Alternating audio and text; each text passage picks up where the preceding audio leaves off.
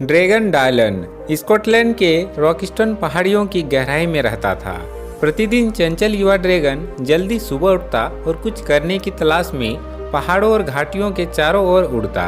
जब उसे भूख लगती थी तो वह घर अपनी गुफा में चला जाता, जहां मम्मी ड्रैगन उसके खाने के लिए गर्म सूप तैयार रखती थी। अपने पंख धो लो, चाय के लिए तैयार हो जाओ। मैंने आज तुम्हारा पसंदीदा खाना बनाया है, मटर और टोड का सूप, मम्मी ड्रैगन ने कहा। डायलन ने आह भरते हुए कहा, धन्यवाद मम्मी। उसने उदास होकर कहा, क्या बात है बेटा, हर दिन आप चाय के लिए खुशी खुशी घर लौटते हैं, लेकिन आज आप बहुत उदास लग रहे हैं। मम्मी ड्रैगन से पूछताछ की। मैं अकेला हूँ माँ, मुझे खेलने के लिए कोई नहीं मिल रहा। रॉकस्टोन की सभी झीलों, पहाड़ों और घाटियों में मेरे लिए खेलने के लिए एक भी ड्रैगन नहीं है। वह बड़बड़ाया। अच्छा, एक विचार के लिए यह कैसा रहेगा, आप गांव के लिए खेल के मैदान में क्यों नहीं जाते और देखते कि वहां के बच्चे आपके साथ खेलना चाहते हैं या नहीं। डायलन अगले दिन उज्ज्वल और जल्दी उठा। वह बहुत उत्साहित था कि जल्दी ही उसके पास रोज खेलने के लिए दोस्त होंगे।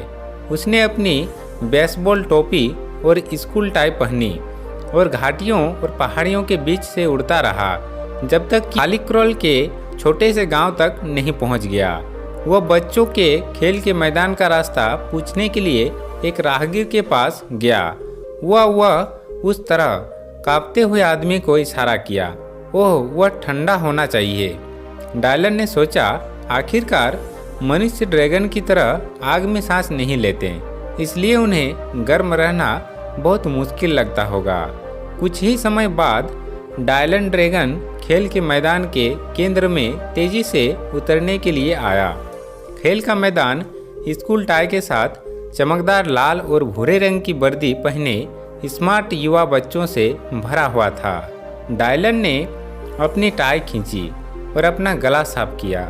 वह इस अवसर के लिए बहुत अच्छे से तैयार महसूस कर रहा था। वह अपना परिचय देने के लिए अपना मुंह खोलने ही वाला था कि अचानक उसने सुना, आह रन, यह एक अजगर है, वह हमें जिंदा जला देगा। युवा लड़कों में से एक चिल्लाया।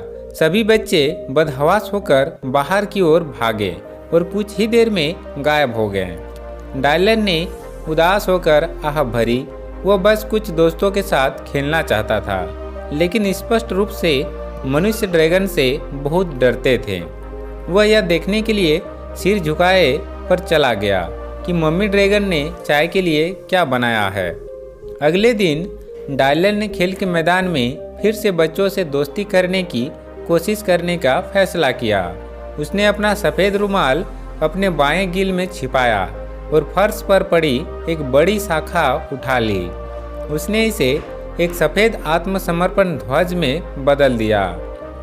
उसने अपने पंख क्रॉस कर लिए और आशा की कि बच्चे उसे एक और मौका देंगे।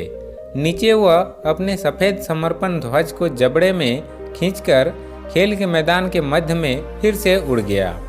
मैं सिर्फ खेलना और दोस्त बनाना चाहता हूँ, उसने धीरे से कहा। लेकिन आप हमारे साथ कैसे खेलेंगे? लड़कियों में से एक चिल्लाई।